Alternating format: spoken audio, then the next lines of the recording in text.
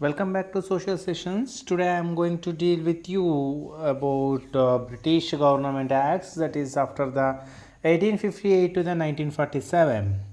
Guys, you know that the Sipahi Mutiny or the first war of Indian independence was held in the during year 1857. Yeah, after that, the we know that the British government won the battle. After that, as a result of the administration, India was handed over to the British Queen from East India Company during the period of Government Acts 1858, 1861, 1892, 1909, 1919, and the 1935 were implemented. Due to various political developments during the different periods, make this act historically is very important. So 1858 Act is saying that India came under the direct rule of British government. The Queen of England Victoria announced all-round development of India would be ensured by the British government on November 1, 1858. The following are the important features of this act. One is the license of East India Company was cancelled and India was brought under the direct administration of the Queen. The post of Governor General was changed into Viceroy. Lord Canning became the first Viceroy of India. A new post called Secretary of State for India was created in the British government, and the Secretary was part of British cabinet and was responsible for the administrations of India. And moreover, a Council of India was created in order to assist the secretary in the administration. The council had 15 members also. After that, we are seeing the 1861 Indian Council Act. This is an important act, came into effect after the 1857. In this act, Indians were allowed to participate in the process of creating laws. The first time Indian citizens has become the Indians were given the options for the creating laws. In order to understand the aspiration of Indians, representation was given Indians. This is called policy of assertion. Assertion. The following are the important features of this act. Indians were nominated the Council of Viceroy as non-official members. Viceroy was authorized to proclaim ordinance in case of emergency. And Indian Council Act of 1892. Actually, this act, continuation of the Indian Council Act of 1861. This Act of 1892 further extend the participation of India in the legislative bodies. The critical view expressed by the Congress organization towards the British administration led to this expansion of Indian representation in governance. The number of additional members in the regional and central legislative body was created. The legislative council authority was increased further by allowing discussion on budget related issues. Provisions was made to questions the government on public issues by seeking 6 days notice in advance. Indian Council Act of 1909, this is we are calling as a Minto Marley reforms or the Minto Marley Act. During the formulation and the implementation of this act, Minto was the Viceroy of India and Marley was the Secretary of State for India. This act was used to divide and rule.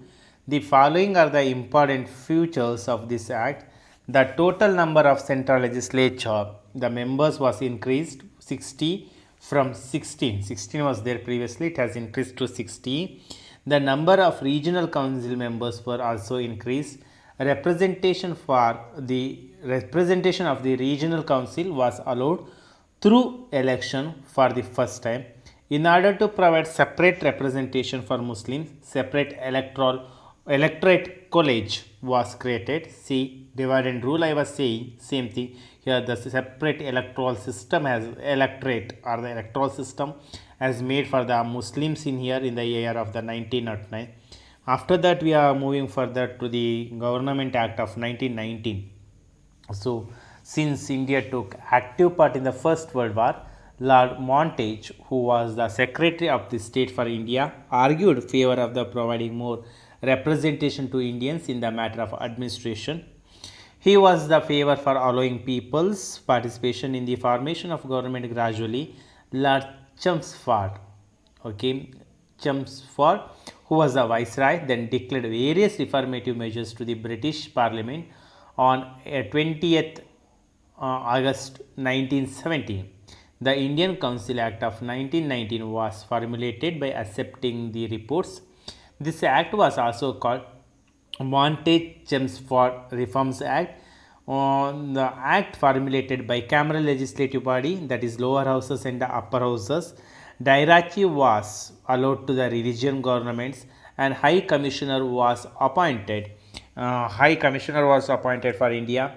A promise to improve local self government, and provincial budget was separated from the central budget. Separate electoral system was extended for Muslims, Sikhs, and Anglo-Indians and Europeans also. Next, we are going to learn here about the Government Act of 1935. This act was based for the Indian Constitution. We can say as the whatever the Indian Constitution is there, that is based on the 1935 Act. The report submitted under the 1928 leadership of Motilal Nehru was instrumental in the formation of this act. Most the provision of Indian Constitution, what we are having the Indian Constitution, are based. It was the Constitution based on this act. This act allowed the formation of fully responsible government by Indians. This act was applicable both to the Indians participate principalities and also the British India region. The federal system of India principalities, British governed regions, and domain the state of was formed. Reserve Bank of India was established. Darachi was established at the center. Darachi was cancelled at the regional level and the autonomy was granted. The federal court was established. One should understand the various political developments that resulted in the formation of various acts that aided the formation of Indian Constitution. Through these acts serve the purpose of British interest. They also include the aspiration of Indians for self-governance. These acts should be understood as the result of struggle led by Indians for self-rule.